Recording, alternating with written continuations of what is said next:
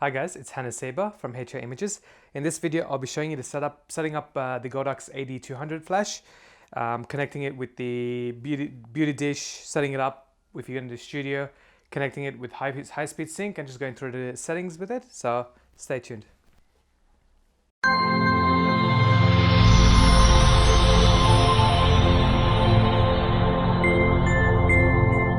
With the GODOX AD200, it's pretty simple. You've got the flash head, standard flash head that comes with it, or you've got the head to change into to use bulb. I haven't really used the flash head. I know some people have put the flash head into the soft boxes and stuff, but I wouldn't do it because it doesn't. It's only limited to 35 millimeters in wide, so it's not going to spread as a bulb. So for soft boxes and stuff, I recommend using the bulb. If you're not using soft boxes or anything, you want to use it, you can use the flash head or you can use the bulb depending on how much and how widespread of light do you want. But the bulb generally will spread wider than what the flash head will do. So when changing the heads, it's pretty simple. You've got a little switch there, press it, and you just pull it out, change it. So if you want to put the flash head or the bulb head, pretty simple to do. Putting it back in, they've got little 4 holes there, and you've got the screws. You just line them up, push it in, and clicks. So it's pretty simple to change around the bulb heads to the flash head. So it's not difficult, and this is one thing I liked about it. It's very easy to use. So going through the settings and setting up everything, you'll see how easy it is to use, especially if you're going to use high-speed sync and the other stuff. So we'll go to the next step. With the GODOX flash, the AD200, and any other flashes like the AD360 or the AD600, the V862, or any of the flashes, you get the X1 triggers. They come for Sony, Canon, Nikon. With the AD200, you got a built-in wireless system, so you don't need a receiver for it. It will automatically connect. So it's once you switch it on and switch this on, it right away syncs with each other, so you can use it. What we'll do now, I will get everything started setting up and showing you the different things that I use and setting up this flash. Before I get started, just want to let you guys know, check out the links below in the description. All the items and gear that I have and I'll be using in this video and that I own will be listed in my Amazon affiliated links in the description. So if you are interested in any of the gear, please check it out. By purchasing it through those links, a small kickback will come to me and help continue to support me to grow this channel and be able to keep going to create great content for you guys and great reviews. So by purchasing it through that link below, it will help me a lot, and I'll really appreciate it as well. Prices, I can't remember on the top of my head, but they will be on the link in the description. I've got just a small light stand. So what it is, it's got a little screw and it opens up. So you can have it sit down nicely on the floor. Now you can get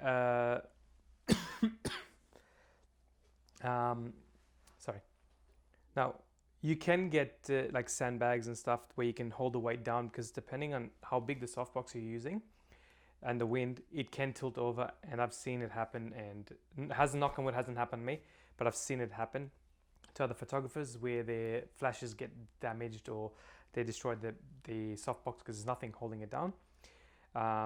If it's not windy, there's not really much to worry about, but to be safe and secure, just buy those little sandbags to help weigh it down. You can get them from the local hardware store, and just put a lot of weight onto it so it helps it not from tilting over.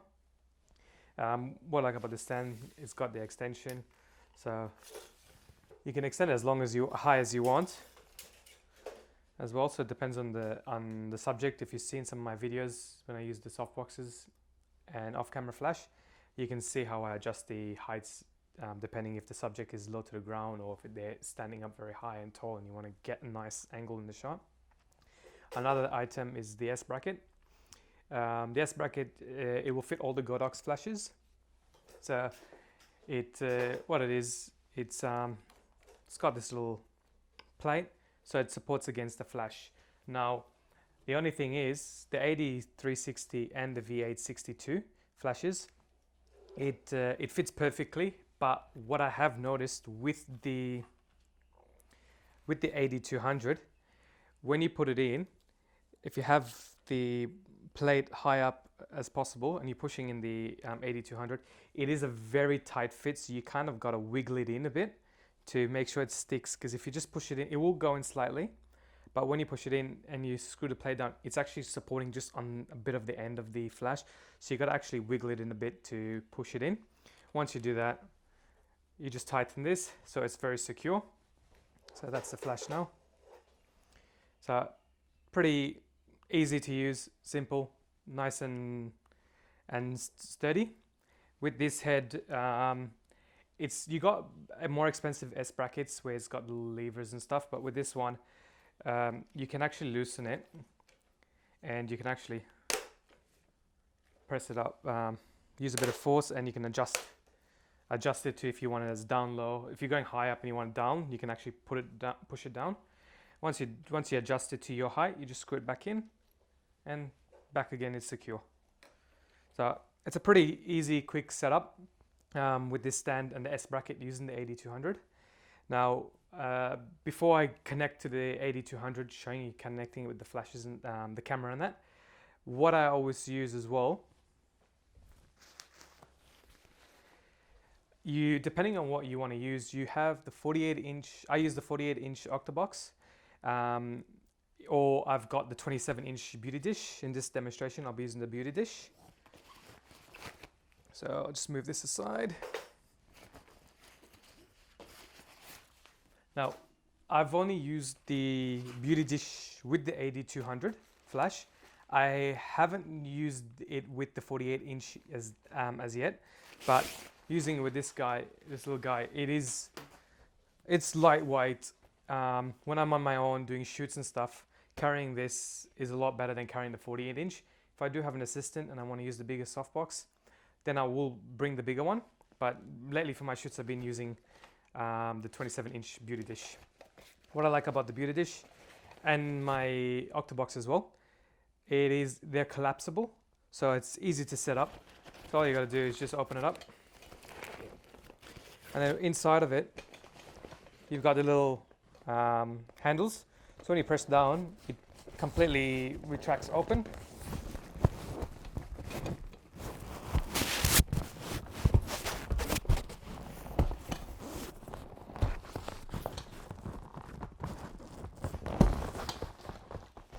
So it opens up like that to a full beauty dish. Now, I didn't get the silver backing for the beauty dish. I got the white backing one. I didn't want too much of a harsh light, so I wanted a bit more softer. So the white did it better for me than the silver. But as you can see, the beauty dish is pretty easy to set up. When you want to turn it down, just clip it up.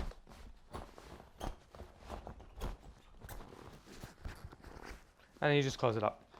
So it is pretty easy, better than those ones that you sort of gotta really put the wires in, or those little pipes and stuff to open up the softbox, making sure it's secure. It's a lot of setting up. This and my collapsible Octobox, it is quick and easy to set up, so I am pretty happy with that. And look, I've heard stories where some people said these are very fragile and break, but as you can see, I'm not gentle with my gear. I am a bit sort of rough. But using this beauty dish, I've used it quite a few times already, and look, I haven't had any issues with it. It is very sturdy, and it's strong. It's not very flimsy, or it's not going to break easily. So it is something, a great beauty dish that I use, and is very portable, as I said. Now, connecting it with the flash as well. Now with the S bracket, you'd have to get the Bowens mount. The Bowens mount is for the GODOX flashes.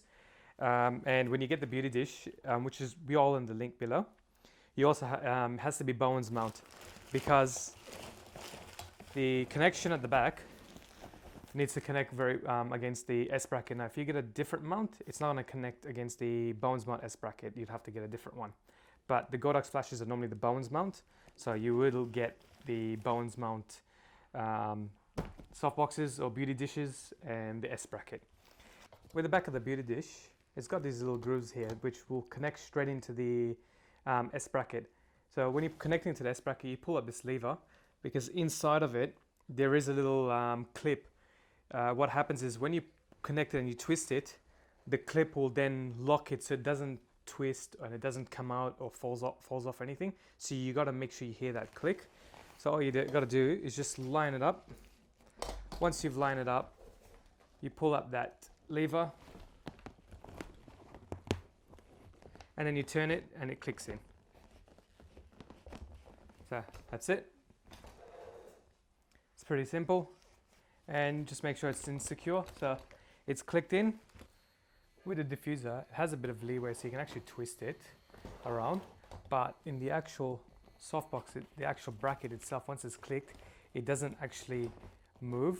It's actually very secure in the socket, so it won't drop or anything. Now, you can use the beauty dish on its own. I chose the white one, so the light will bounce off the plate, go back into the beauty dish, and bounce straight back onto the model. So it gives a nice contrasty, the light will give a nice contrasty to the shadows. The silver one gives a bit more of a harsher light, but I chose the white one for that softer feel. Now, if you do need to have a bit more light to be soft, it does come with the diffuser itself, and it's easy. It's got the little grooves in that, so it's easy to put on.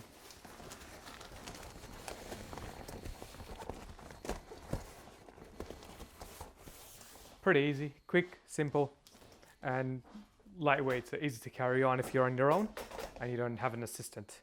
So you've got that, the extra diffuser on it.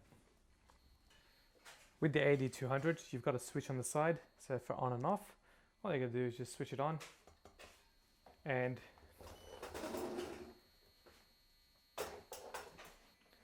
everything is ready to go.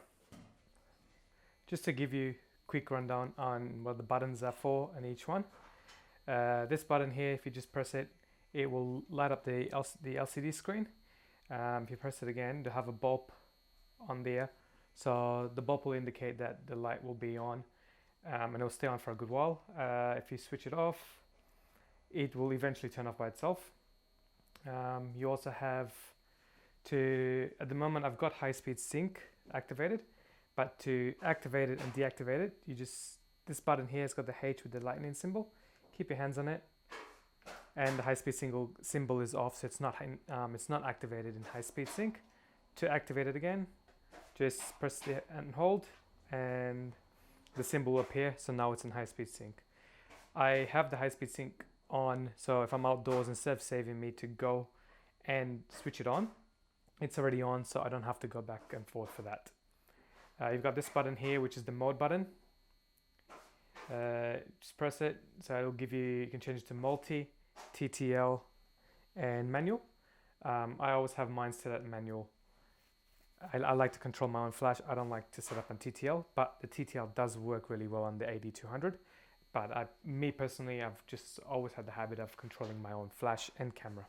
Now, here you have the group and channel settings. So if you press group, you can change to group A, B, C, D, or E. It's got 5 groups. I generally have it set on A when I'm using just one flash. If I have other flashes, then and I want to control each one individually, I will then set it up to different groups. If you keep your hands and hold that same button, the number will start to flash, and you just use a dial, it changes the channels. It's got 32 channels, and it just sort of depends on you what flashes and stuff that you want to use and what channels and groups you prefer. Generally, I've got mine set at 1. If I'm going to have more than one flash, it'll be on channel 1, and just different groups to be able to control. And you've got this button, as you can see, it's just a test fire. So you make sure that it's working. If you want to do a test shot before anything, just to make sure everything's still running okay. So test shot, and then you have the battery symbol there and showing you how much battery that you've got left on charge. Generally, I find that the battery is not 100% accurate, but on the charger itself, it will have lights indicating and if it's fully charged, half charge, or quarter charge. So that's another option you can use as well. With this button here, it's a function button. I don't really use any of the settings in here, but just to give you an idea, if you press and hold it, you'll come up into that settings. So just to give you a brief recap, the F1 is the beeper. So when you do the flash, you hear the beep. You can actually have that set off if you don't want it. I generally like to have mine on because at least I can hear if the flash has been fired, especially if you're in studio. F2 is S1, S2 mode for selection. I'm not too sure about that. That only can be used in manual mode. As I said, I haven't used these settings. F3 is auto standby. F4 is delay flash, so that can be triggered as a second curtain flash. That can be used in manual or multi-mode. F5 is mask, and F6 is display. So that just gives you a bit of an idea of what each function is for. With the trigger, you just got a switch on the side, just switch it on, comes on. You have groups, so you can actually change the groups. The trigger has A, B, C, D, and E. D and E, there's a certain way to actually access them. I'm not 100% sure, as I haven't accessed those. I've just generally used the A, B, C. But if you do want, generally that's an A. I have the trigger set on A. If I press G group and just select the A, it'll be flashing. You can actually use the dial and change the flash on the trigger and on the actual flash itself, as you can see. And then you just click OK if you want to add that, and then just fire. Now, if say for example you have the GODOX AD200 on group A, and then on group B you have the 8360 or the V860 flash. You press group again, so it highlights B, and then what happens is you can actually you can then change it as well individually. But if you press mode, you can actually change it to TTL or manual. So if you want the other flashes set on different groups to set on TTL, you can actually do that and have the AD200 as on manual. You can actually individually control the flash by sending them in different groups.